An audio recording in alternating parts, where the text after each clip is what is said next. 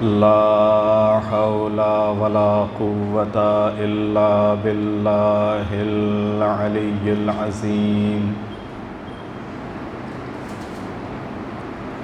أعوذ بالله من الشيطان اللعين الرجيم. بسم الله الرحمن الرحيم. الحمد لله رب العالمين.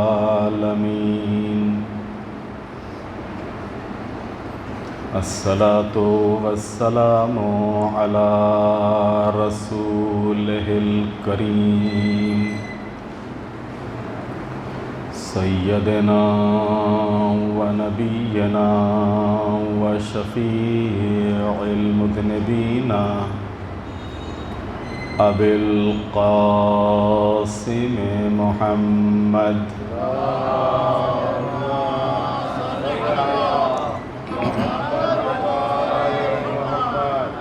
وآله الطيبين الطاهرين المعصومين المظلومين،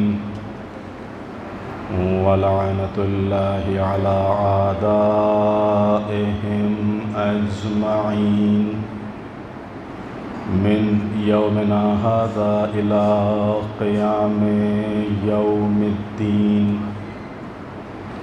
رب اشرح لي صدري ويسر لي أمري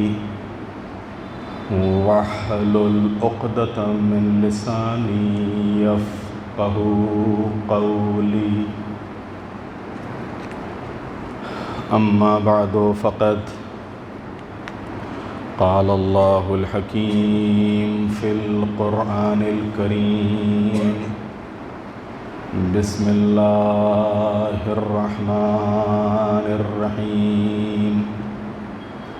يا أيها الذين آمنوا ادخلوا في السلم كافة ولا تتبعوا خطوات الشيطان إنه لكم عدو مبين. صلوات بھیج دے محمد وعلیہ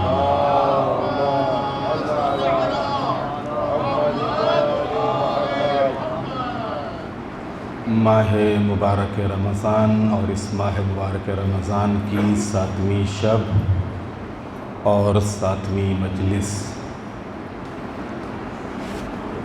ان مجالس کا جو موضوع ہے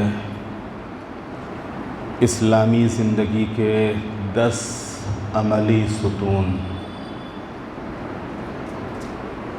اور اس موضوع کے تحت گفتگو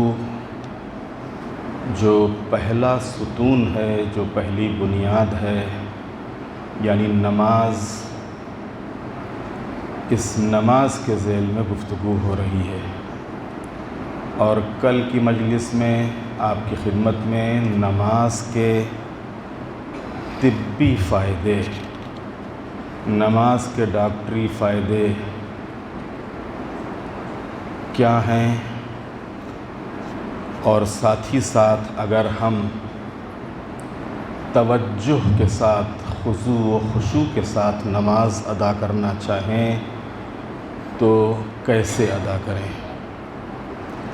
جہاں تک طبی فائدوں کا مسئلہ ہے، نماز بہترین ورزش ہے.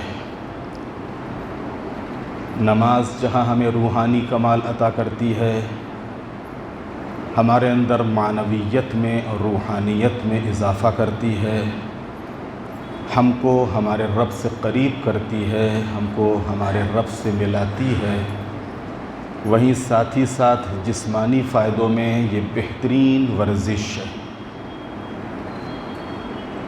بہت کم ایسا ہوتا ہے کہ انسان نماز کے اوقات میں نماز کا پابند ہو اور وہ مریض ہو.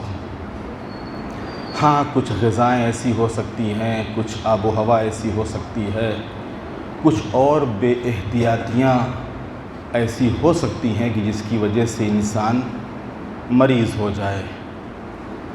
ورنہ نماز صحت کے لیے بھی بہت ہی فائدہ مند ہے، اس لیے کہ نماز بہترین ایکسرسائز ہے، بہترین ورزش ہے۔ نماز میں جو خون کا دورانیہ ہے، خون کی روانی ہے، جو بلڈ سرکولیشن ہے، یہ بیلنس میں رہتا ہے اور یہ صحیح ہو جاتا ہے۔ جو ہاضمے کی شکایت ہوتی ہے، نماز کے جو ارکان ہیں، چاہے وہ سیدھے کھڑا رہنا ہو یا رکوع میں جانا ہو یا سجدے میں جانا ہو یا بیٹھنا ہو، یہ وہ سارے حرکات اور سکنات ہیں کہ جو ہمارے ہاضمے کو درست کرتے ہیں اور اس قوت ہاضمہ کو قوت عطا کرتے ہیں۔ جوڑوں کا درد، کیونکہ نماز کے جو ارکان ہیں وہ کچھ اس طریقے سے ہیں کہ جو جوڑ بندھے ہوئے ہوتے ہیں ان میں لچک پیدا ہو جاتی ہے، وہ کھل جاتے ہیں اور خون کی روانی بڑھ جاتی ہے اور تمام جسم کے حصوں تک آسانی کے ساتھ خون پہنچنے لگتا ہے۔ اور یہ ساری جہاں اس کے فائدے ہیں، وہیں ساتھ ہی ساتھ دل کی صحت۔ نماز کے جو ارکان ہیں، کیونکہ جو ہارڈ ہوتا ہے، انسان کی جو کیفیت سجدے کے عالم میں ہوتی ہے، اس کی وجہ سے یہ خون آسانی کے ساتھ ہمارے دماغ تک پہنچتا ہے اور اس کے ذریعے سے ہارٹ تک پہنچتا ہے، جس کی وجہ سے ہارٹ کی بیماریاں کم ہو جاتی ہیں یا ختم ہو جاتی ہیں یا نمازی ہارٹ کا مریض نہیں ہوتا ہے۔ اس کے بعد اب جو بیان کل آدھا رہ گیا تھا، یعنی نماز میں یکسوئی، توجہ۔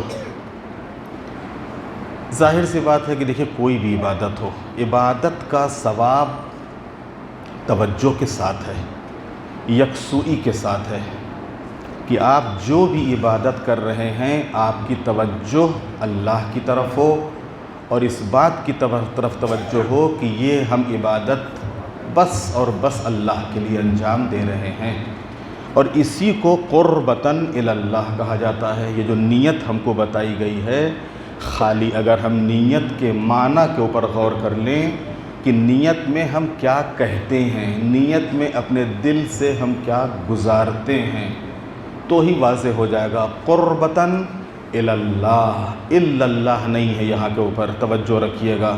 الی اللہ، الا اللہ اور الی اللہ میں بڑا فرق ہے۔ الا اللہ سوائے اللہ کے کوئی نہیں، الی اللہ اللہ تک، اللہ سے قربت، اللہ سے نزدیکی، زمین آسمان کا فرق ہو جاتا ہے الا اللہ میں اور الی اللہ میں۔ الی اللہ میں یہاں پر جو نیت میں ہے وہ الا اللہ نہیں ہے، نیت میں الی اللہ ہے۔ مثلا صبح کی نماز ہے، آپ مصلی پر کھڑے ہوئے، یہ صبح کی نماز ادا کرتا ہوں قربتاً الی اللہ، ظہر کی نماز ادا کرتا ہوں قربتاً الی اللہ۔ اب یہاں کے اوپر بعض لوگ سوال کرتے ہیں کہ واجب کہنا ہے کہ نہیں کہنا ہے، یا ہم کو ظہر کی نماز کا نام لینا ہے کہ نہیں لینا ہے۔ ظاہر سی بات ہے، مصلی پر اگر آپ صبح کھڑے ہوئے ہیں اور نیت کر رہے ہیں تو صبح کی نماز ہی کی نیت کر رہے ہیں آپ، اصل ہے قربتاً الی اللہ۔ لہٰذا یہ نیت، یہ جو ہماری نماز ہے، جو صبح کی نماز کے لیے جو ہم مصلی عبادت پر کھڑے ہوئے ہیں، اس کو ہم قربتاً الی اللہ ادا کر رہے ہیں۔ لہٰذا اگر آپ نے صرف زبان سے یہ گزار دیا یا دل میں یہ خیال اور یہ گزار دیا کہ یہ جو نماز صبح کی ادا ہو رہی ہے قربتاً الی اللہ ہے، کافی ہے۔ تو قربتاً الی اللہ، قربتاً الی اللہ یعنی اللہ سے قریب ہونے کے لیے، اللہ سے نزدیکی کے لیے۔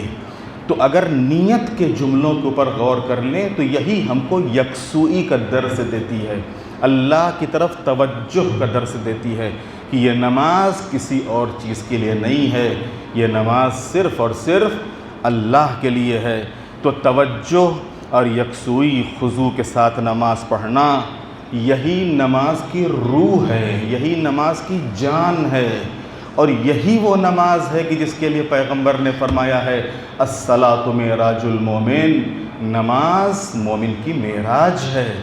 کہ جب نمازی مصلی عبادت پر آتا ہے اور نماز مصلی عبادت پر کھڑا ہوتا ہے اور اس کی پوری توجہ اللہ کی طرف ہوتی ہے اور وہ اپنے گھر بار آل اولاد روزگار کاروبار سب کی طرف سے توجہ ہٹا کے بس اور بس اللہ کا ہو جاتا ہے، تو اس کا جسم مصلی پر ہوتا ہے لیکن اس کی روح عالم بالا میں، عالم ملکوت میں۔ اور اسی وجہ سے پیغمبر نے فرمایا ہے کہ نماز مومن کی معراج ہے۔ تو اس میں سلسلے میں نماز سے جو پہلے کی تیاری، اس کے بارے میں کل میں نے عرض کیا تھا کہ ہر چیز کا ایک مقدمہ ہوتا ہے، نماز کا بھی ایک مقدمہ ہے۔ یہ جو وضو ہے یہ نماز کا مقدمہ ہے، یہ غسل نماز کا مقدمہ ہے۔ ہم اس وضو کے وقت بھی وضو کو پورے اہتمام سے انجام دیں، پورے اہتمام سے انجام دیں۔ اگرچہ ہے مسئلے میں کہ اگر آپ کے پاس وقت نہیں ہے یا کہیں مسافرت میں ہیں اور آپ کے پاس یا پانی کم ہے اور آپ نے سوچا کہ اب یہاں کے اوپر اگر ہم زیادہ پانی لیں گے تو پانی کم ہو جائے گا یا وقت اتنا نہیں کہ پورا وضو کریں، تو صرف 3 چلو کا وضو آپ کر سکتے ہیں، نو ڈاؤٹ آپ کا وضو صحیح ہے۔ 3 چلو خالی، 1 چلو چہرے پہ ڈالنا، 1 چلو سے داہنا ہاتھ دھلنا، 1 چلو سے بایاں ہاتھ دھلنا، یہ 3 چلو میں آپ کا وضو ہو جائے گا بس، اور اس سے آپ کی نماز صحیح ہوگی، کوئی شک نہیں ہوگی۔ کوئی فقیہ کوئی مرجع آپ کو نہیں کہے گا کہ نہیں نماز آپ کی باطل ہے یا وضو آپ کا صحیح نہیں ہے۔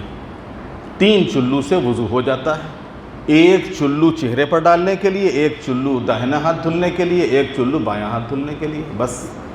ہاں اب اگر واقعاً آپ اہتمام سے کرنا چاہتے ہیں، آپ کے پاس وقت ہے اور پورے اہتمام کے ساتھ اگر آپ وضو کرنا چاہتے ہیں تو اس کے لیے کیا ہے کہ 2 مرتبہ پہلے کلائیوں تک ہاتھ دھلے، پھر 3 مرتبہ کلی کرے، 3 مرتبہ ناک میں پانی ڈالے اور پھر اس کے بعد چہرے کو دھلے، پھر داہنا ہاتھ، پھر بایاں ہاتھ، پھر سر کا مسح، پھر دونوں پیروں کا مسح۔ یہ ترتیب رکھی گئی وضو میں۔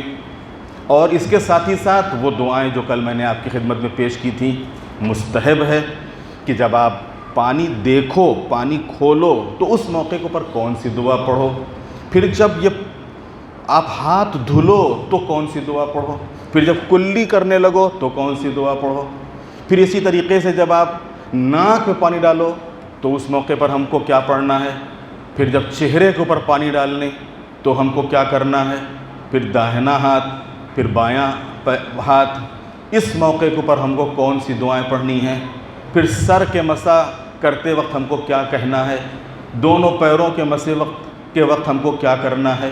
یہ دعائیں کل آپ کی خدمت بیان ہو چکی، اس کو ریپیٹ نہیں کرنا ہے اور دہرانا نہیں ہے، صرف آج کے بیان کو کل سے مربوط کرنے کے لیے یا اگر کوئی نہ ہو تو اس کو متوجہ کرنے کے لیے میں صرف آپ کی خدمت میں یہ عرض کر رہا ہوں۔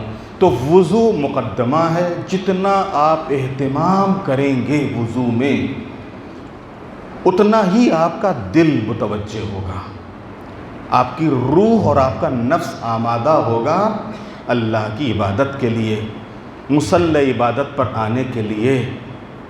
ایک شادابی سی محفوظ ہوگی آپ کو، ایک تازگی سے محسوس ہوگی آپ کو۔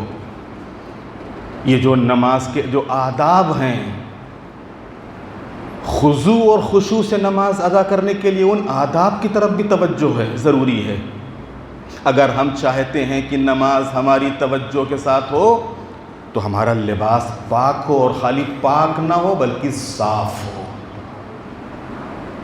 اسی وجہ سے روایتوں میں سفید لباس کی بڑی اہمیت بیان کی گئی ہے کہ انسان سفید لباس پہنے۔ سفید لباس میں اور باقی دوسرے لباس میں کیا فرق ہے؟ بھائی لباس تو لباس ہے، ہم اگر یہ لباس پہنے ہیں تو کیا خرابی ہے؟ اب اگر اس کی جگہ پہ ہم سفید لباس پہن لیں تو کون سی خوبی اور کون سا حسن آ جائے گا؟ ہے خرابی۔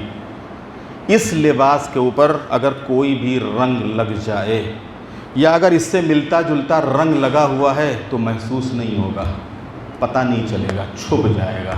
لیکن اگر سفید لباس پہنا ہوا ہے، کوئی بھی رنگ ہو، ذرا سا لگا نہیں اور پتہ چلا نہیں، اور دور سے دکھا نہیں کہ وہ دیکھو آج وہاں کے اوپر وہ داغ پڑا ہوا ہے، وہ نشان پڑا ہوا ہے۔ تو سفید لباس میں اور دوسرے لباس میں یہ فرق ہوتا ہے۔ رنگین لباس میں جو رنگ ہوتا ہے، جو کثافت ہوتی ہے، جو گندگی ہوتی ہے وہ چھپ جاتی ہے۔ سفید لباس میں گندگی چھپ نہیں پاتی ہے، سفید لباس میں گندگی چھپ نہیں پاتی ہے۔ اس وجہ سے ہم کو حکم دیا گیا ہے اور مستحب ہے کہ تم سفید لباس پہنو۔ تو کہنے کا مقصد یہ ہے کہ نمازی جب مصلی عبادت پر ہو تو وہ شاداب، یعنی اس کے اندر شادابی ہو، تازگی ہو۔ تازگی اس لحاظ سے کہ مثلاً وہ نہا دھو کے آیا ہو، پاک لباس پہنا ہو، صاف لباس پہنا ہو۔ خوشبو لگانا نمازی کے لیے بڑا ثواب ہے کہ اگر نمازی مصلی عبادت پر آئے تو خوشبو لگا کر آئے۔ یہ خوشبو کاہے کے لیے؟ یہ سارے آداب ہم کو جو بتائے گئے ہیں وہ اسی لیے ہیں تاکہ تم پوری تازگی اور پوری شادابی کے ساتھ نماز ادا کرو۔ انسان جب صبح صبح اپنے آفس کے لیے نکلتا ہے یا کسی پروگرام میں جاتا ہے، کسی میٹنگ میں جاتا ہے، کسی شادی میں جاتا ہے تو کیسے تیار ہوتا ہے اور کتنی تیاری کرتا ہے، اور جب گھر سے نکلتا ہے تو اپنے کو کتنا فریش اور تازہ محسوس کرتا ہے۔ جب گھر سے نکلتا ہے اس پروگرام میں جانے کے لیے، اس میٹنگ میں جانے کے لیے، اس فنکشن میں جانے کے لیے، اس شادی میں جانے کے لیے، لباس اچھا سا پہنے ہوئے ہے، صاف ستھرا پہنے ہوئے ہے، خوشبو لگائے ہوئے ہے، چہرے کو آئینے میں دیکھ داکھ لیا ہے، بال سنوار لیے ہیں، اور اب جو نکلتا ہے تو کس قدر اس کے اندر شادابی پائی جاتی ہے، چہرہ کس قدر کھلا ہوا ہوتا ہے اس کا، اور چہرے پہ کس قدر رونق ہوتی ہے وغیرہ وغیرہ۔ بالکل یہی سارے آداب ہم کو مصلی عبادت پر آنے کے لیے بتائے گئے ہیں، مصلی عبادت پر آنے کے لیے سکھائے گئے ہیں کہ تم جب آؤ تو یہ سارے آداب کے ساتھ آؤ۔ یہ ساری چیزیں مستحب رکھی گئی ہیں۔ یہ ساری چیزیں مستحب کیوں ہیں؟ وہ اسی لیے ہیں کہ تاکہ تم نماز توجہ کے ساتھ ادا کرو اور تمہارا دل عبادت میں لگے، تمہارا دل نماز میں لگے۔ تو توجہ کے لیے یہ سارے آداب ہیں کہ نماز پوری توجہ سے ہو۔ وضو ہو گیا، ہم نے لباس اپنا پاک کر لیا، صاف کر لیا، خوشبو لگا لی، چہرہ دیکھ لیا، کنگھی کر لی۔ کنگھی نماز سے پہلے کنگھی کا حکم ہے، کنگھی کر کے آؤ۔ اس میں بھی ایک راز ہے، اس میں بھی ایک ثواب ہے۔ آپ الجھے ہوئے بالوں کے ساتھ کوئی عبادت کیجئے، کوئی کام کیجئے، اس کا مزہ الگ ہے، اور آپ سنورے بالوں کو سنوارنے کے بعد کوئی کام کرو، اس کا مزہ الگ ہے۔ اب اس کے بعد اذان، وضو ہو گیا، اب اذان ہے۔ اذان سے متعلق میں نے کل عرض کیا تھا کہ نماز اذان کے لیے مستحب ہے کہ جب اذان ہو تو انسان اذان کے جملوں کو دہراتا رہے۔ اللہ اکبر، آہستہ سے جتنے لوگ بیٹھے ہوئے ہیں، یہ جو سن رہے ہیں اذان، وہ آہستہ سے اس کو دہرائیں۔ اللہ اکبر، اللہ اکبر، جتنے بھی جملے ہیں اذان کو دہراتے رہیں۔ جب اذان ہو تو اسے توجہ سے سنیں اور جواب دیں آہستہ آہستہ۔ یہ ذہنی طور پر آپ کو دنیا سے کاٹ کر اللہ کی طرف متوجہ کر رہی ہے۔ اللہ اکبر۔ اب دنیا میں سے تم نے جتنے بھی بڑوں کا تصور لے کر آئے ہو، یہ بڑے، وہ بڑے، وہ بڑے، وہ بڑے، سب کو نکال دو۔ اگر بڑا ہے تو بس اللہ۔ جتنے بڑوں کا تصور تم لے کر مصلی عبادت پر آئے ہو، سب کو نکال دو۔ ان سب کی کوئی حیثیت نہیں ہے، کوئی وقت نہیں ہے، کوئی قیمت نہیں ہے۔ اگر کوئی بزرگ برتر ہے اور بڑا ہے تو کون ہے؟ اللہ ہے۔ اللہ اکبر۔ اب اس کے بعد باقی جو جملے ہیں، اشہد ان لا الہ الا اللہ، یہ سارے جملے جہاں ہم زبان سے ادا کر رہے ہوں، وہیں ہم اس کے ترجمے اور مطلب کی طرف بھی توجہ دے رہے ہوں کہ ہم کیا کہہ رہے ہیں۔ کوئی معبود نہیں ہے، میں گواہی دیتا ہوں کہ اللہ کے علاوہ کوئی معبود نہیں ہے، کوئی لائق عبادت نہیں ہے، کوئی لائق پرستش نہیں ہے۔ اشہد ان محمد الرسول اللہ۔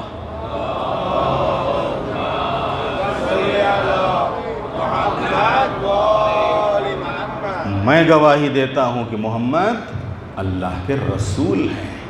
اشہد ان امیر المؤمنین و امام المتقین علی ولی اللہ، میں گواہی دیتا ہوں کہ علی اللہ کے ولی ہیں، علی اللہ کے ولی ہیں، مومنین کے امیر ہیں، مومنین کے امیر ہیں۔ اب یہاں کے اوپر وصی، بہت سے لوگ رسول اللہ کہہ دیتے ہیں، رسول اللہ، یہاں پہ رسول اللہ نہیں ہے، یہاں پہ رسول اللہ ہے، وہاں محمد الرسول اللہ ہے۔ توجہ کیجئے گا، اشہد ان محمد رسول اللہ، یہاں کے اوپر کیا ہے؟ وہ وصی رسول اللہ، اور اللہ کے رسول کے وصی ہیں، اس کے جانشین ہیں، ان کے خلیفہ ہیں، وصی رسول اللہ۔ وہاں پہلے میں رسول اللہ ہے اور یہاں پر رسول اللہ۔ اب اس کے بعد باقی حی علی الصلاۃ، نماز کی طرف آؤ، حی علی الفلاح، کامیابی کے لیے دوڑو، حی علی خیر العمل، عمل خیر کی طرف لپکو، اور پھر اللہ اکبر اور لا الہ الا اللہ۔ اذان ہو گئی، آپ نے دعا پڑھی، جو بھی دعا ہو، دعا نہیں یاد ہے ایک سجدہ کر لے انسان، جو بھی ذکر یاد ہو۔ بہتر یہ ہے کہ سجدے میں کہ سجدت لک خاشعا خاضعا ذلیلا، یہ 3 جملے ہیں، سجدت لک خاشعا خاضعا ذلیلا، یہ 3 جملے ہیں خالی۔ معبود میں تیرا سجدہ کرتا ہوں نہایت خضوع کے ساتھ، نہایت خشوع کے ساتھ، میں اپنی ذلت اور رسوائی کا اعتراف کرتے ہوئے، اپنی بہت ہی کمزور سمجھتے ہوئے تیری بزرگی کا اور تیری کبریائی کا اعتراف کرتا ہوں، اقرار کرتا ہوں۔ ایک سجدہ کر لے، یہ بھی ذکر آپ کو یاد نہیں، خالی پیشانی سجدے میں رکھ دیں۔ یہ اذان کے بعد کے مستحبات ہیں۔ اذان ہو گئی، اب آپ اقامت کہیں۔ اقامت دیکھیے، یہ توجہ بڑھتی جا رہی ہے، وضو کے بعد اذان، یہ سب آمادگی کے لیے ہے کہ نمازی جب آئے تو پوری تازگی کے ساتھ، پوری آمادگی کے ساتھ، یہ سب مقدمہ ہے نماز کا۔ وضو مقدمہ ہے، اذان مقدمہ ہے، اقامت مقدمہ ہے، کس کا؟ نماز کا۔ اور اس نماز کے لیے اللہ نے کتنا اہتمام کیا ہے دیکھیے۔ اب انسان مصلی عبادت پر آیا، اور انہی مصلی عبادت پر آ کر جب اقامت کہتا ہے تو اقامت میں ہماری توجہ اور بھی زیادہ ہونی چاہیے۔ اور پھر جب امام کہے یا جو بھی اقامت کہہ رہا ہے وہ کہے قد قامت الصلاۃ، نماز کے لیے آمادہ ہو جاؤ، نماز کے لیے کھڑے ہو جاؤ، نماز کے لیے تیار ہو جاؤ، سب ایک ساتھ۔ یہی اسلام کا درس ہے، سب ایک ساتھ تیار ہو جائیں، سب ایک ساتھ کھڑے ہو جاؤ، سب ایک ساتھ آمادہ ہو جاؤ۔ یہاں تک کہ حکم ہے کہ اگر آپ مستحب نماز ادا کر رہے ہو اور جماعت شروع ہو گئی تو وہ مستحب نماز چھوڑ دو، جہاں پر ہو وہیں پہ چھوڑ دو، نماز میں شامل ہو جاؤ، جماعت میں شامل ہو جاؤ۔ اس نماز سے جو آپ فرادہ مستحب نماز ادا کر رہے ہو، اس سے اس کا ثواب زیادہ ہے۔ شروع سے اس میں شامل ہو جاؤ، جتنی جلدی شامل ہوگے اتنا زیادہ ثواب ہوگا، اتنا زیادہ ثواب ملے گا۔ اب آیا مصلی عبادت پر، وضو ہو گیا، اذان ہو گئی، اقامت ہو گئی، اور اب نماز شروع ہوئی۔ جب نماز شروع کرتا ہے تو میں نے عرض کیا تھا کہ سب سے پہلی چیز کیا ہے؟ نیت۔ جو بھی نماز ادا کر رہا ہے وہ نماز کس لیے ہے؟ قربتاً الی اللہ، معبود یہ نماز صرف تیرے لیے ہے، صرف تیری رضا کے لیے ہے، تیری قربت کے لیے ہے، بس۔ اور اس کے بعد پورے اطمینان کے ساتھ، اسی وجہ سے یہ جو قیام ہے یہ واجب ہے۔ کون سا واجب؟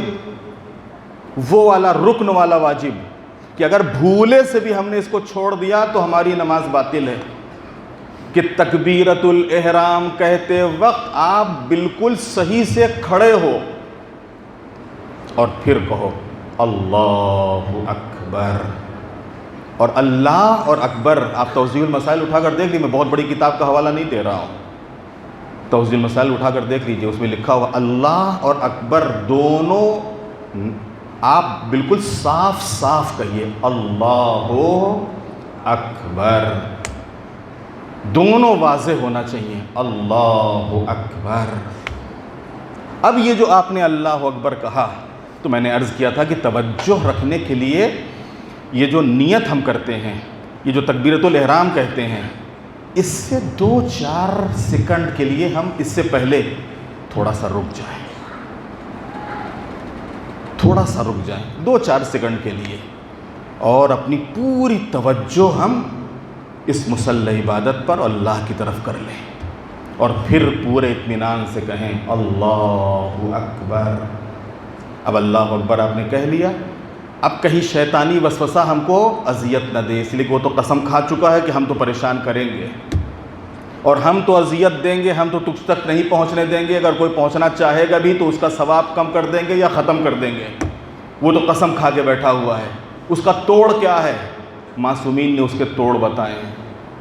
اس کا توڑ یہ ہے کہ جب تم نیت کر لو، تکبیرۃ الاحرام کہہ لو، تو آہستہ سے کہو اعوذ باللہ من الشیطان الرجیم.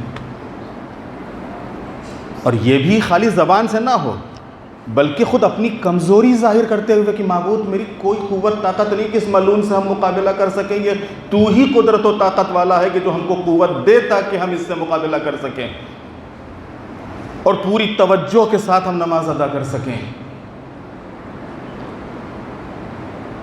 اور یہ استعاذہ کرنے کے بعد اب انسان سورہ حمد شروع کرے، اور سورہ حمد شروع کرنے کے ساتھ ساتھ دنیاوی کاموں کی طرف سے بالکل اپنی توجہ کو ہٹا لینا، بالکل اپنی توجہ کو ہٹا لیں. یہ نماز ہم توجہ سے کیسے پڑھیں، اس موضوع کے اوپر گفتگو ہو رہی ہے. گھر میں کیا ہو رہا ہے، روزگار کیسا چل رہا ہے، کون آیا کون گیا، کتنی آمدنی ہوئی، کتنا ابھی باقی ہے، اور کس کو کیا دینا ہے، کس سے کیا لینا ہے، کچھ نہیں. پوری توجہ مسلح عبادت پر صرف اور صرف اللہ کی طرف. سب آپ اللہ کے حوالے کر دیجئے. یہ اولاد اللہ کے حوالے، یہ گھر بار اللہ کے حوالے، یہ کاروبار اللہ کے حوالے. وہ برکت دینے والا ہے، وہ پارٹیاں لانے والا ہے، وہ گراہک لانے والا ہے، وہ رزق میں اضافہ کرنے والا ہے. معبود تیرا حکم تھا، میں تیرے حکم کے مطابق تیرے سامنے اس مسلح عبادت پر حاضر ہوں، تو ہی ہماری مدد کر، اور تمام دنیاوی کاموں سے اور دنیاوی باتوں سے اپنی توجہ کو ہٹا لے. اور ہٹانے کے بعد پھر پوری توجہ کے ساتھ انسان نماز ادا کرے.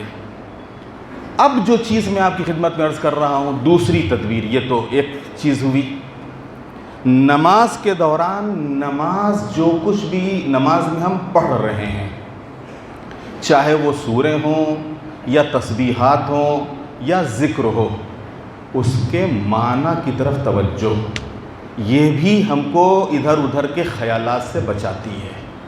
کہ اگر ہم کو یہ پتہ ہو کہ ہم کہہ کیا رہے ہیں، اگر ہم کو یہ پتہ ہو کہ ہم پڑھ کیا رہے ہیں، یہ جو سورہ حمد ہم پڑھ رہے ہیں یہ کیا کہہ رہے ہیں اللہ سے، ہم اس میں کیا بیان ہو رہا ہے. تو اس وجہ سے نماز میں توجہ رکھنے کے لیے جو علماء نے طریقے بتائے ہیں، ان میں سے ایک طریقہ اس کے معنی اور مطالب پر غور کرنا ہے، اس کو نظر میں رکھنا ہے، دہرانا نہیں ہے. اگر زبان سے دہرائیں گے نماز باطل ہو جائے گی، زبان سے اگر دہرائیں گے نماز باطل ہو جائے گی. اگر آپ فرادہ نماز ادا کر رہے ہو، خالی اتنی توجہ رکھو کہ ہم بسم اللہ الرحمن الرحیم کہہ رہے ہیں تو کیا کہہ رہے ہیں. اگر سورہ حمد پڑھ رہے ہیں الحمدللہ رب العالمین الرحمن الرحیم مالک یوم الدین، تو ہم کیا کہہ رہے ہیں، کس سے کلام کر رہے ہیں؟ خالی اتنی توجہ رکھو. اس سلسلے میں یہ جو نماز کا ترجمہ ہے اس کو ہم نظر میں رکھیں. حالانکہ علماء عرفان کا کہنا ہے کہ یہ حل اعلیٰ حل نہیں ہے، یہ بہت بلند حل نہیں ہے، کہ یہ تو بہت ان لوگوں کے لیے ہے کہ جو واقعاً کسی طریقے سے نماز خضوع و خشوع سے پڑھ ہی نہیں پاتے ہیں، توجہ رہی نہیں پاتی، اس کا ایک حل ہے، ورنہ خالی یہ حل نہیں ہے. کیونکہ نماز میں بہرحال ایک طرف تو ہوگا نا کہ ایک طرف آپ سورے پڑھ رہے ہیں اور سوروں کے ساتھ ساتھ آپ کی توجہ کہاں جا رہی ہے؟ ترجمے کی طرف. تو جو اصل آپ کا رابطہ ہونا چاہیے کہیں نہ کہیں سے اس میں کچھ نہ کچھ تو خلل واقع ہوگا نا. اور جب کہ بندہ کھڑا کاہے کے لیے مصلی کے اوپر ہے، اس کا رابطہ بس اللہ سے ہو بس. تو یہ ایک ذریعہ ہے، جو طریقے بتائے گئے ان میں سے ایک طریقہ ہے، اور یہ ادنا طریقہ ہے، یہ اعلیٰ طریقہ نہیں ہے. یہ ادنا طریقہ ہے، یہ اعلیٰ طریقہ نہیں ہے. یہ جو نماز ہے سورہ حمد بسم اللہ الرحمن الرحیم، شروع کرتا ہوں اللہ کے نام سے جو رحمان اور رحیم ہے. الحمدللہ رب العالمین، ساری تعریف اس اللہ کے لیے جو عالمین کا پروردگار ہے. الرحمن الرحیم، کون عالمین کا پروردگار؟ جو رحمان بھی ہے اور رحیم بھی ہے. دنیا میں تھوڑی سی دولت کسی کے پاس آ جاتی ہے تو رحم ختم ہو جاتا ہے. دنیا میں کسی کے پاس تھوڑی سی طاقت آ جاتی ہے تو رحم ختم ہو جاتا ہے. وہ عالمین کا پروردگار ہونے کے باوجود رحمان بھی ہے اور رحیم بھی ہے. مالک یوم الدین، قیامت کے دن کا مالک ہے، روز جزا کا مالک ہے.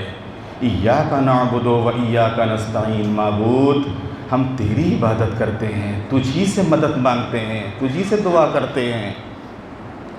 اہدنا الصراط المستقیم، کس بات کی دعا، کس بات کی مدد؟ کہ معبود مجھے صراط مستقیم پر قائم رکھنا. یہ جو تیرا راستہ ہے، تیرے حبیب کا راستہ ہے، تیرے اولیاء کا راستہ ہے، اسی راستے کے اوپر ہم کو قائم رکھنا. غیر المغضوب علیہم ولا الضالین، نہ کہ ان کا راستہ کہ جن کے اوپر تیرا غضب نازل ہوا. ہم کو نمرود و فرعون و شداد و حامان و ابو سفیان و بنی امیہ کا راستہ نہیں، ہم کو آل محمد کا راستہ چاہیے کہ جس راستے کے اوپر چل کے انسان کامیاب ہوتا ہے، اس راستے کی ہماری ہدایت فرما. اس کے بعد پھر ایک سورہ کوئی دوسرا سورہ پڑھے. سورہ توحید مثلا، اگر آپ سورہ توحید پانچوں وقت کی نماز میں پڑھو تو کوئی حرج نہیں ہے. جتنی بھی رکعتوں میں دوسرا سورہ پڑھنا چاہیے آپ ہر رکعت میں، پہلی رکعت میں، دوسری رکعت میں. اسی وجہ سے میں کسی موقع پہ میں نے کہا تھا کہ ہر انسان کو کم سے کم 2 سورے تو یاد ہونا ہی چاہیے، اور اگر یاد نہیں ہے تو یاد کرے. یاد کرے، اس میں شرم کی بات نہیں ہے کہ ہاں ہماری اتنی ایج ہوگی، 40 سال کی ایج ہوگی، کیسے ہم بچوں کے سامنے سورہ یاد کریں، کیسے ہم گھر والوں کے سامنے سورہ یاد کریں. ہم 50 سال کے ہو گئے، کیسے اب سورہ یاد کریں. ہماری ایج 60 سال کی ہو گئی، کیسے ہم سورہ یاد کریں. اس میں شرم کی بات نہیں ہے، یہ واجب ہے، یہ اللہ کا حکم ہے. اگر سورہ ہم کو یاد نہیں تو ہم سورہ یاد کریں. یہ جو حدیث میں ہے کہ تم علم لو چاہے تم کو چین جانا پڑے، یہ کون سا علم ہے کہ جس کے لیے تم کو چین جانا پڑے؟ یہ وہی علم ہے کہ جس کے ذریعے سے عبادت صحیح ہوتی ہے، جس کے ذریعے سے اللہ کی معرفت حاصل ہوتی ہے، جس کے ذریعے سے بندہ اللہ سے قریب ہوتا ہے.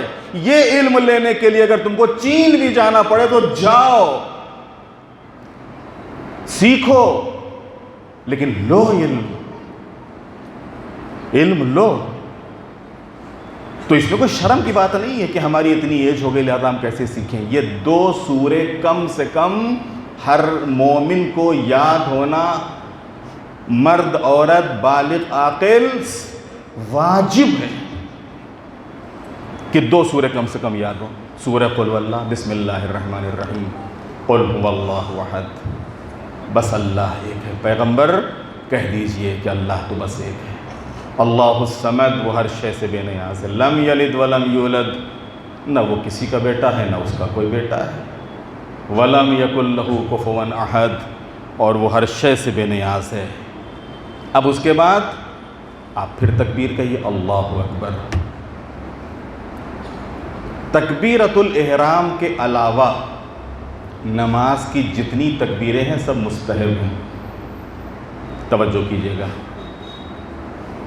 یہ جو تکبیرۃ الاحرام کے وقت اللہ اکبر کہا جاتا ہے، یہ اللہ اکبر واجب ہے، یہ واجب ہے، اور اس کے علاوہ باقی جو تکبیر ہیں یہ مستحب ہے۔ مستحب ہے کہ انسان اللہ اکبر کہے اور اللہ اکبر کہنے کے بعد رکوع میں جائے۔ سبحان ربی العظیم و بحمدہ، یعنی میرا پروردگار ہر عیب اور ہر نقص سے پاک اور منزہ ہے، اور میں اس کی تعریف کرنے والا ہوں۔ اپنے اس پروردگار کے میں حمد کر رہا ہوں، اس کی تعریف کر رہا ہوں، وہ پاک اور منزہ ہے۔ سر اٹھایا، سمع اللہ لمن حمدہ۔ اب یہ جو سمع اللہ لمن حمدہ کہا ہے، یعنی جو کوئی خدا کی ستائش کرتا ہے، اس کی تعریف کرتا ہے، تو اللہ کیا ہوتا ہے؟ اس کو سن لیتا ہے، وہ سمیع و بصیر ہے۔ میں نے جو اللہ تعالیٰ کی حمد کی ہے اس نے سن لی۔ سمع اللہ لمن حمدہ، جو بھی اس کی تعریف کرتا ہے اس کو سنتا ہے وہ۔ اب اس کے بعد آپ پورے اطمینان کے ساتھ کہاں؟ سجدے میں۔ سبحان ربی العالی و بحمدہ، وہی چیز کہ جو آپ نے رکوع میں کہی تھی وہی چیز یہاں کے اوپر ہوگی۔ پاک اور پروردگار، پاک اور منزہ ہے میرا پروردگار، جو کہ ہر عیب سے اور ہر نقص سے، اور میں اس کی تعریف کرنے والا ہوں۔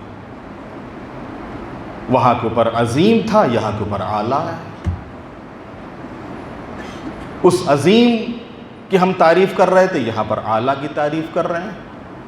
اس کے بعد مستحب ہے کہ انسان جب پہلا سجدہ ہو تو بیٹھے اور کہے استغفر اللہ ربی واتوب الیہ، میں استغفار کرتا ہوں، توبہ کرتا ہوں، اور حقیقت میں اسی کی طرف پلٹنے والا یا پالنے، جو ہمارا پالنے والا ہے، اس سے طلب مغفرت کرتا ہوں۔ ربی میرا رب ہے، میرا پالنے والا ہے، میں اس سے استغفار کرتا ہوں، معافی مانگتا ہوں۔ اب اس کے بعد دوسرا سجدہ، اور پھر آپ کھڑے ہوئے، بحول اللہ وقوتہ اقوم واقعد۔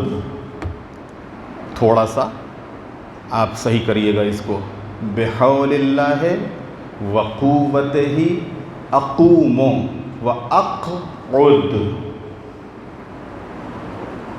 یعنی خداوند تعالیٰ کی مدد ہی سے میں اٹھتا اور بیٹھتا ہوں۔ یہ جو میں کھڑا ہو رہا ہوں یا بیٹھ رہا ہوں، ہمارے اندر طاقت اور قوت نہیں ہے، یہ اسی کی دی ہوئی قوت اور طاقت ہے، کہ جس کی وجہ سے کیا ہے کہ میں کھڑا ہوتا ہوں اور میں بیٹھتا ہوں۔ اس کے بعد قنوت آپ پڑھتے ہیں، یہ تو ایک رکعت ہو گئی، ظاہر دوسری رکعت میں یہی سب دہرائیں گے آپ۔ باقی کیا ہے؟ قنوت۔ قنوت میں مستحب ہے کہ اگر آپ کوئی قرآنی دعا ہو یا جو معصومین علیہ السلام نے تعلیم کی ہو وہ دعا آپ قنوت میں پڑھیں، جس طریقے سے لا الہ الا اللہ الحلیم الکریم، لا الہ الا اللہ العظیم علی العظیم معصوم کی تعلیم کی ہوئی دعا ہے۔ ربنا آتنا فی الدنیا قرآن کی آیت بھی ہے اور قنوت میں دعا بھی ہے۔ ربنا اغفر لی ولوالدی، جو بھی دعا ہے انسان اس دعا کی تلاوت کرے۔ اور اس کے بعد اب یہ قنوت ہو گیا، قنوت میں آپ ان کو جو دعا کرنا تھی دعا کر لی۔ اب تیسری رکعت جو ہوگی تو اس میں کیا ہے؟ تسبیحات پڑھنی ہے، سبحان اللہ والحمد للہ ولا الہ الا اللہ واللہ اکبر. ان تسبیحات کو کیا کہا جاتا ہے جی؟ تسبیحات اربع. احسنت. تسبیحات اربع کیوں کہتے ہیں؟ اس لیے کہ اس میں 4 تسبیحیں ہیں. سبحان اللہ والحمد للہ لا الہ الا اللہ اللہ اکبر. یہ 4 تسبیحیں ہیں، اس وجہ سے اس کو کہا جاتا ہے تسبیحات اربع. سبحان اللہ، اللہ پاک اور منزہ ہے. الحمد للہ، ساری تعریف اس کے لیے. لا الہ الا اللہ، کوئی معبود نہیں اس کے علاوہ. اللہ اکبر، وہ بزرگ و برتر ہے.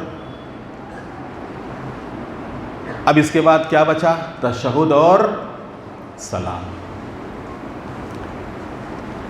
جب دوسری رکعت کا دوسرا سجدہ تمام ہو گیا تو انسان اطمینان کے ساتھ بیٹھے اور کہے الحمدللہ.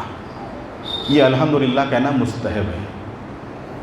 اور پھر اس کے بعد کہے اشہد ان لا الہ الا اللہ وحدہ لا شریک لہ. میں گواہی دیتا ہوں کوئی معبود نہیں ہے اور اس کا کوئی شریک نہیں ہے، اس کا کوئی. وَأَشْهَدُ أَنَّ مُحَمَّدًا عَبْدُهُ وَرَسُولُهُ. ایک صلوات زور سے پڑھ دیجئے.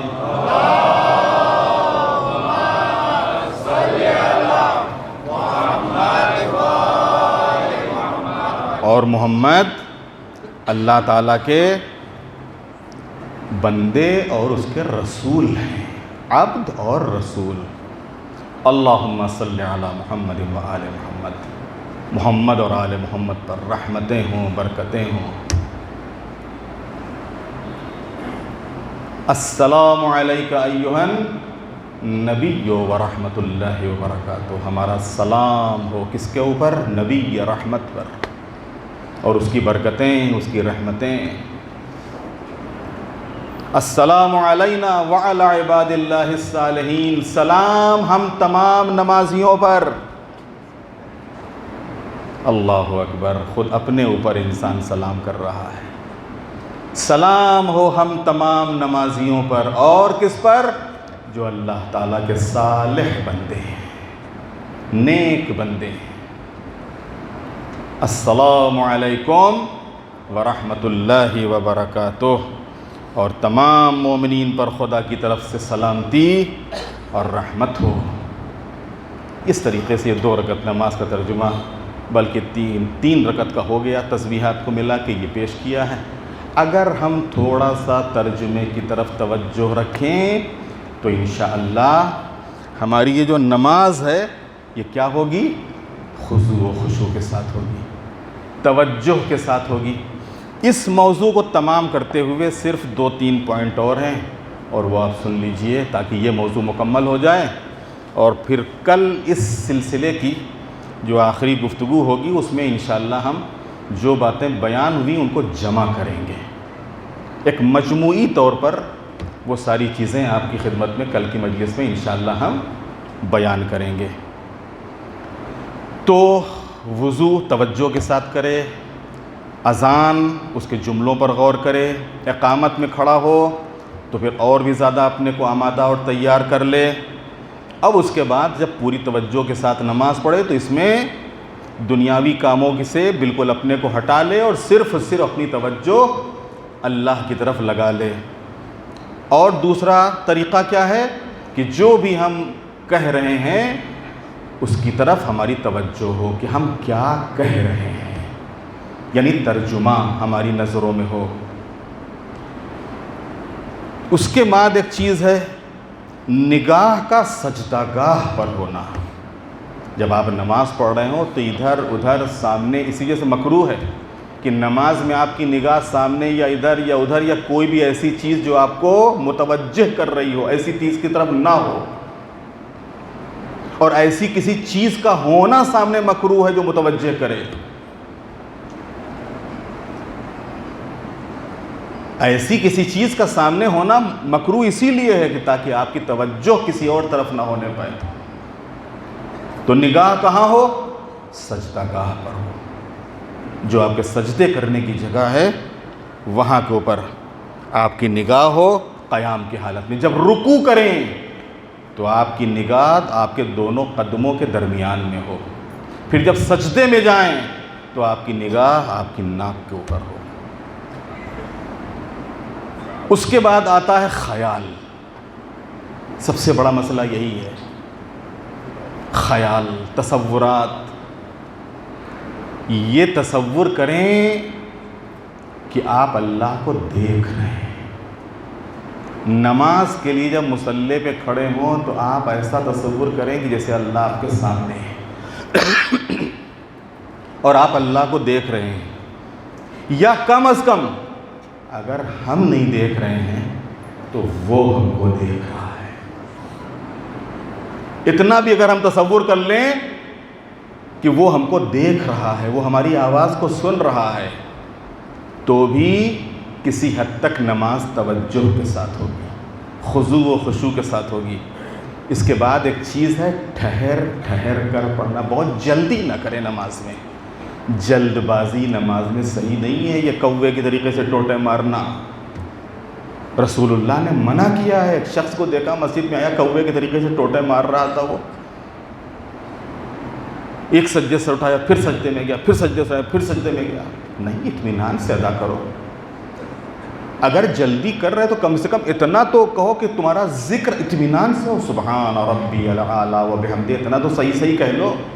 سجدے میں سبحان ربی، رکوع میں سبحان ربی العظیم و بحمدہ صحیح سے تو ادا کر لو. کھڑے ہوتے وقت کم از کم سمع اللہ لمن حمدہ یہ پورا ادا تو ہو جائے. تو ٹھہر ٹھہر کر اطمینان کے ساتھ نماز ادا کرے، سکون کے ساتھ نماز ادا کرے، جلدی نہ کرے. اس لیے کہ جلد بازی توجہ کو ختم کر دیتی ہے. ایک اور چیز ہے نفسیاتی حل، خیالات کا.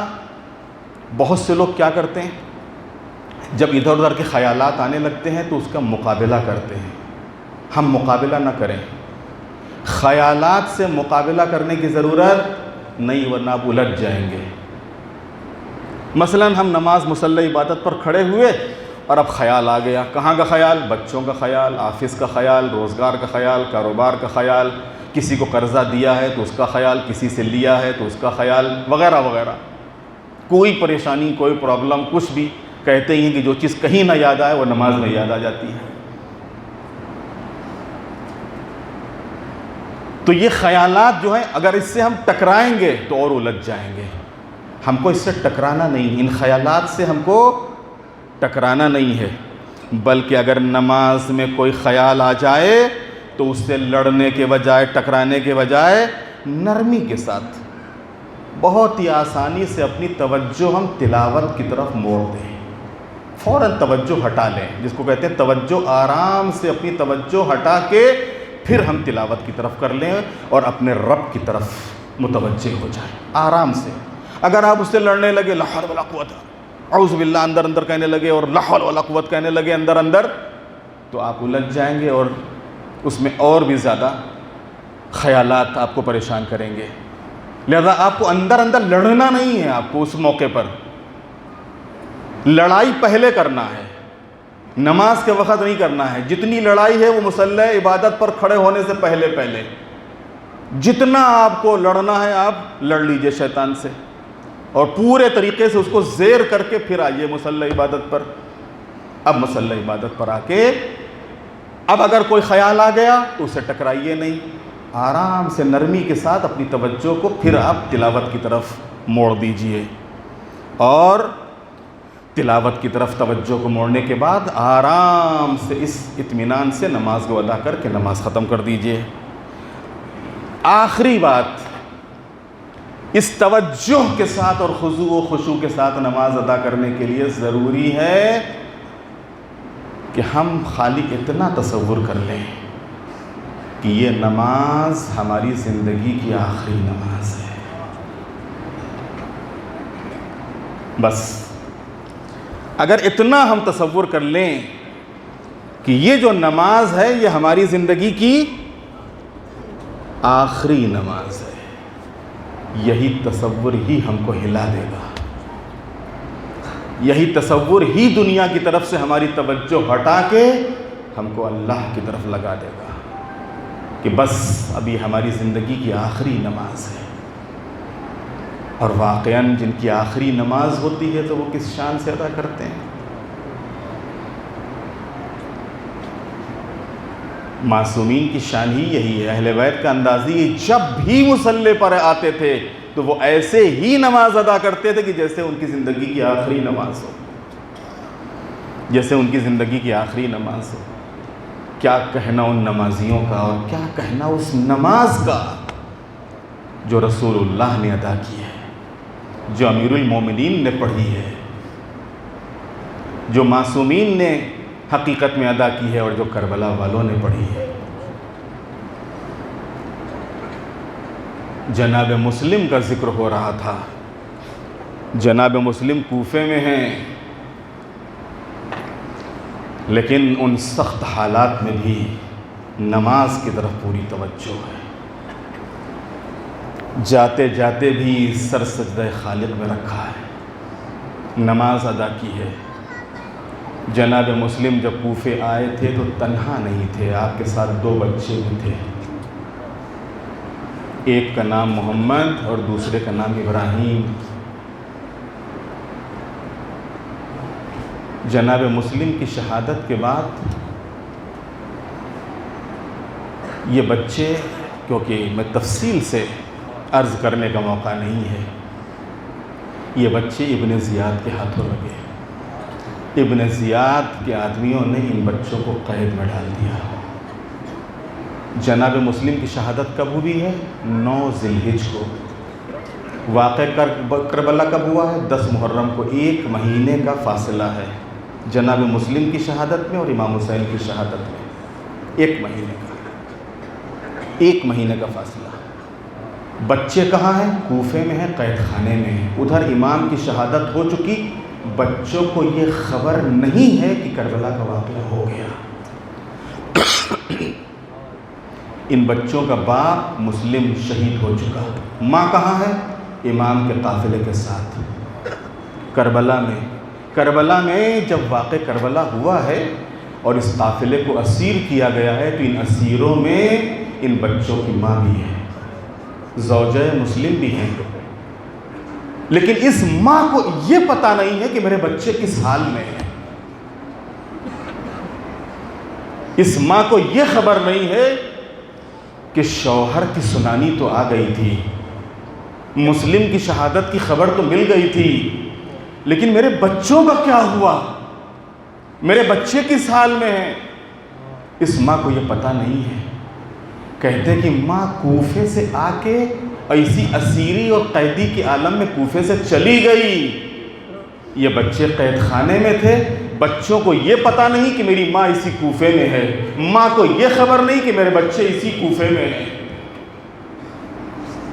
یہاں تک کہ وہ موقع آیا کہ جب حارث نے ان بچوں کو فرات کے کنارے لے گیا، غلام کو حکم دیا۔ غلام ایک مرتبہ تلوار پھینکتا ہے، میں کل رسول اللہ کو کیا منہ دکھاؤں گا۔ ایک مرتبہ اپنے بیٹے کو حکم دیتا ہے، بیٹا تو ان بچوں کو قتل کر دے۔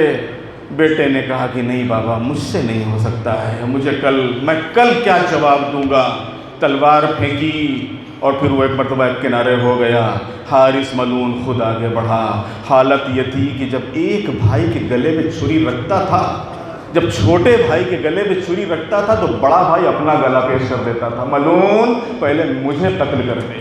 اور جب بڑے بھائی کے گلے میں چھری رکھتا تھا، چھوٹا بھائی اپنا گلا پیش کر دیتا تھا، ملعون پہلے مجھے قتل کر دے۔ حارث کی تلوار چلی، بچوں کے سر و تن میں جدائی ہوئی۔ میرا دل کہتا ہے کہ میں ان بچوں کی ماں کی خدمت میں عرض کروں، یقیناً تم کوفے آئیں لیکن تم کو یہ پتہ نہ چلا کہ کوفے تمہارے بچے اسی کوفے میں ہیں، لیکن جس وقت بچوں کی شہادت ہوئی یقیناً بعد میں تم کو بچوں کی شہادت کی خبر ملی ہوگی، لیکن تم نے بچوں کو اپنی آنکھوں سے ذبح ہوتے تو نہیں دیکھا، بچوں کو زخمی عالم میں تو نہیں دیکھا، بچوں کی پامال میتوں کو تو نہیں دیکھا، بچوں کے زخمی سینے کو تو نہیں دیکھا۔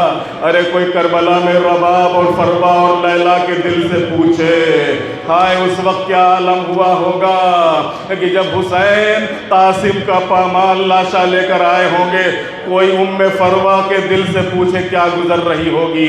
جب علی اکبر کا جنازہ آیا ہوگا، علی اکبر، ام لیلہ کی نظر علی اکبر کے زخمی سینے پہ پڑی ہوگی تو کیا حالت ہوئی ہوگی۔ ارے کوئی رباب کے دل سے پوچھے جب حسین 6 مہینے کے بچے کو لے کر آئے ہوں گے۔ یہی تو وجہ ہے کہ جیسے ہی رباب کی نظر علی اصغر کے گلے پہ پڑی ہے، ایک جملہ کہا ہے، اے میرے لال، کیا تجھ جیسے بچوں کو بھی نہر کیا جاتا ہے؟ میں نے تو پانی پلانے کے لیے بھیجا تھا، ان ملعونوں نے تمہارا کیا حشر کر دیا۔ الا لعنت اللہ علی القوم الظالمین، سیعلم الذین ظلموا ای منقلب ینقلبون۔ بسم اللہ الرحمن الرحیم۔ ان اللہ وملائکتہ یصلون علی النبی یا ایہا الذین آمنوا صلوا علیہ وسلموا تسلیما۔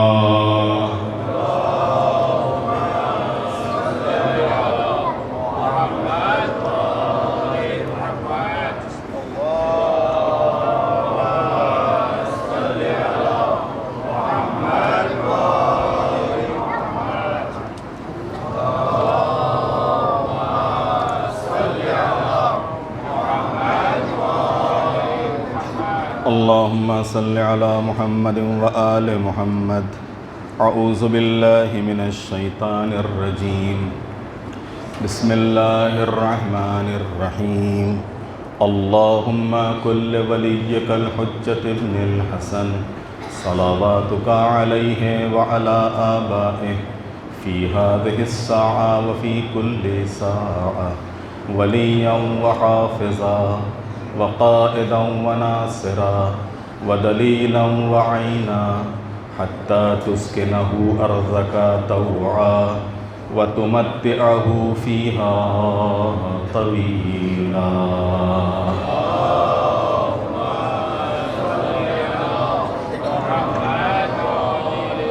اللہم صل علی محمد وآل محمد۔ بسم اللہ الرحمن الرحیم۔ اللہم صل علی محمد وآل محمد۔ اللہم انی افتتح الثناء بحمدک وانت مسدد للصواب بمنک وایقنت انک انت ارحم الراحمین فی موضع العفو والرحمہ واشد المعاقبین فی موضع النکال والنقمہ وعاظم المتجبرین فی موضع الکبریاء والعظمہ۔ اللہم اذن لی فی دعائک ومسألتک فاسمع یا سمیع مدحتی واجب یا رحیم دعوتی واقل یا غفور عسرتی۔ فکم یا الہی من قربت قد فرجتها وہموم قد کشفتها وعسرت قد اقلتها ورحمت قد نشرتها وحلقت بلاء قد فككتها۔ الحمد للہ الذی لم يتخذ صاحبة ولا ولدا ولم يكن له شریک فی الملک ولم يكن له ولی من الذل وکبرہ تکبیرا۔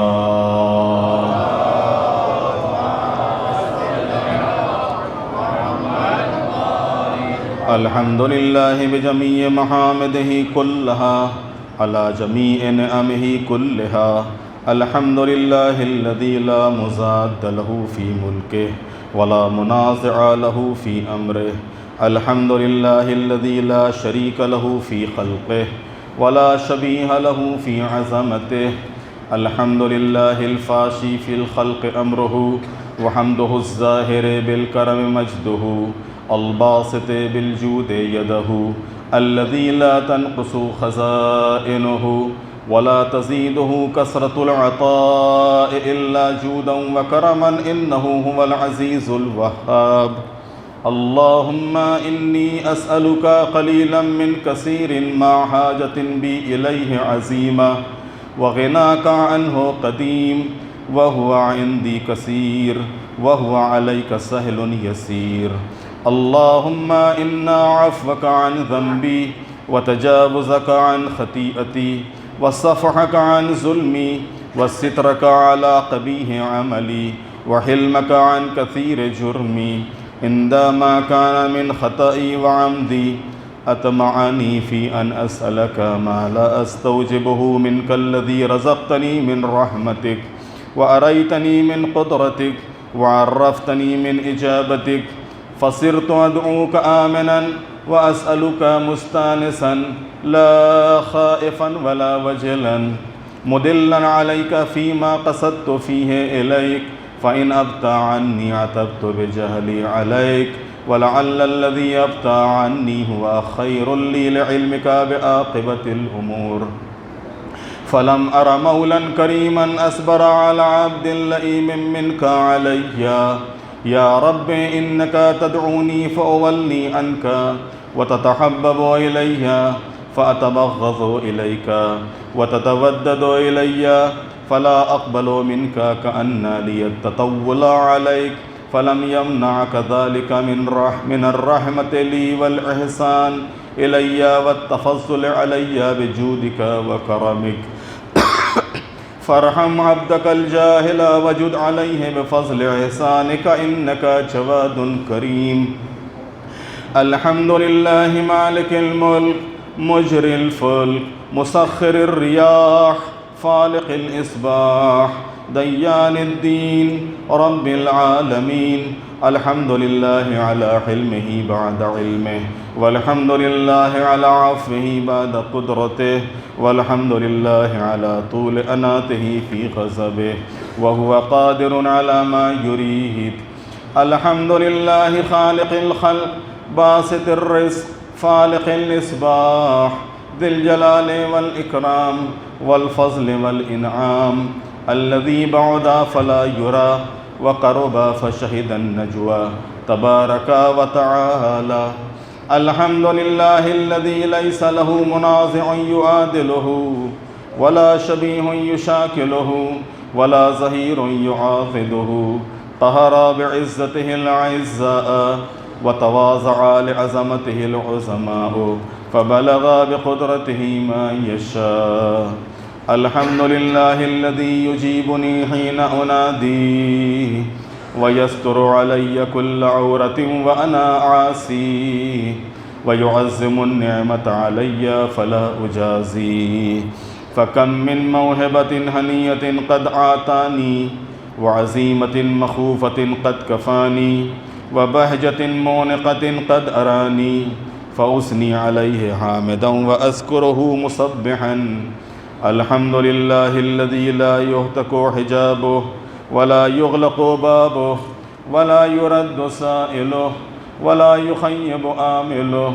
الحمد لله الذي يؤمن الخائفين وينجي الصالحين ويرفع المستضعفين ويضع المستكبرين ويهلك ملوكا ويستخلف آخرين. والحمد لله قاسم الجبارين مبير الظالمين مدرك الهاربين نكال الظالمين صريخ المستصرخين موضع حاجات الطالبين معتمد المؤمنين. الحمد لله الذي من خشيته ترعد السماء وسكانها وترجف الأرض وعمارها وتموج البحار ومن يسبح في غمراتها. الحمد لله الذي هدانا لهذا وما كنا لنهتدي لولا أن هدانا الله. الحمد لله الذي يخلق ولم يخلق ويرزق ولا يرزق ويطعم ولا يطعم ويميت الأحياء ويحيي الموتى وهو حي لا يموت بيده الخير وهو على كل شيء قدير. اللهم صل على محمد عبدك ورسولك وأمينك وصفيك وحبيبك وخيرتك من خلقك وحافظ سرك ومبلغ رسالاتك، أفضل وأحسن وأجمل وأكمل وأزكى وأنمى وأطيب وأطهر وأسنى وأكثر ما صليت وباركت وترحمت وتحننت وسلمت على أحد من عبادك وأنبيائك ورسلك وصفوتك وأهل الكرامة عليك من خلقك. اللهم وصل على علي أمير المؤمنين ووصي رسول رب العالمين، عبدك ووليك وأخي رسولك وحجتك على خلقك وآيتك الكبرى والنبأ العظيم. وصل على الصديقة الطاهرة فاطمة الزهراء سيدة نساء العالمين. وصل على سبطي الرحمة وإمامي الهدى الحسن والحسين سيدا شباب أهل الجنة. وصل على أئمة المسلمين علي بن الحسين ومحمد بن علي وجعفر بن محمد وموسى بن جعفر وعلي بن موسى ومحمد بن علي وعلي بن محمد والحسن بن علي والخلف الهادي المهدي حججك على عبادك وأمنائك في بلادك صلاة كثيرة دائمة.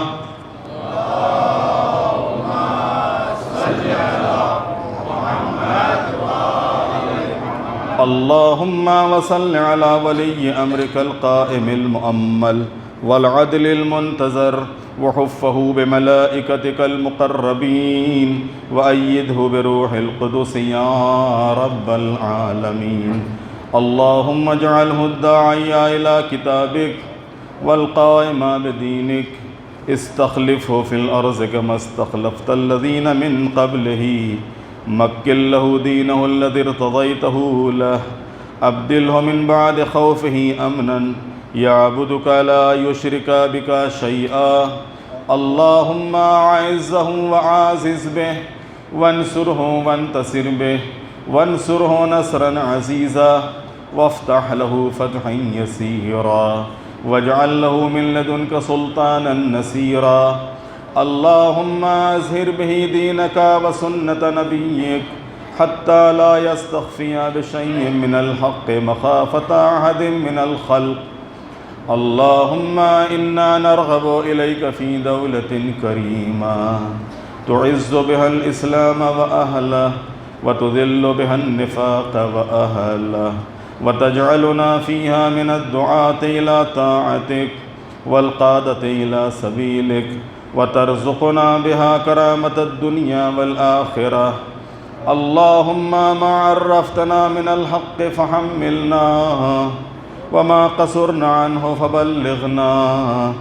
اللهم المم به شعثنا واشعب به صدعنا وارتق به فتقنا وكثر به قلتنا وعازز به ذلتنا وأغن به عائلنا واقض به عن مغرمنا واجبر به فقرنا وسد به خلتنا ويسر به عسرنا وبيض به وجوهنا وفك به أسرنا وأنجح به طلبتنا وأنجز به مواعيدنا واستجب به دعوتنا وآتنا به سؤلنا وبلغنا به من الدنيا والآخرة آمالنا وآتنا به فوق رغبتنا يا خير المسؤولين وأوسع المعطين. اشف به صدورنا وأذهب به غيظ قلوبنا واهدنا به لما اختلف فيه من الحق بإذنك إنك تهدي من تشاء إلى صراط مستقيم. وانصرنا به على عدوك وعدونا إله الحق آمين. اللهم إنا نشكو إليك فقد نبينا صلواتك عليه وآله وغيبة ولينا وكثرة عدونا وقلة عددنا وشدة الفتن بنا وتظاهر الزمان علينا. فصل على محمد وآله وعين على ذلك بفتح منك تعجله وبزر تكشفه ونصر تعزه وسلطان حق تظهره ورحمة منك تجللناها وعافية منك تلبسناها برحمتك يا أرحم الراحمين.